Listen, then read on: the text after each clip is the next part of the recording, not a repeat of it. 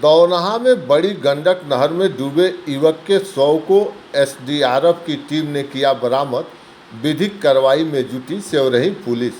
आपको बता दें, बड़ी गंडक नहर में डूबे दौनहा निवासी 21 वर्षीय युवक के शव को एसडीआरएफ की टीम ने घंटों प्रयास करने के बाद बरामद कर लिया है। पुलिस शव को कब्जे में लेकर विधिक कार्रवाई में जुट गई है।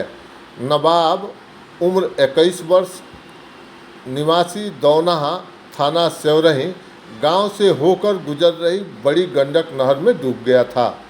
घटना की जानकारी होने के बाद तमकुहीराज के एसडीएम विकास चंद्र ने राजस्व कर्मियों के साथ मौके पर पहुंच स्थिति का जायजा लिया और एसडीआरएफ की टीम को बुला युवक को खोजने का काम शुरू करा दिया।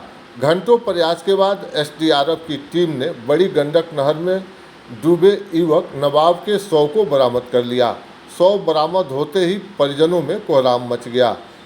सेवरही पुलिस ने शव को कब्जे में लेकर विधिक कार्रवाई पूरी करने के बाद उसे पीएम के लिए भेज दिया है।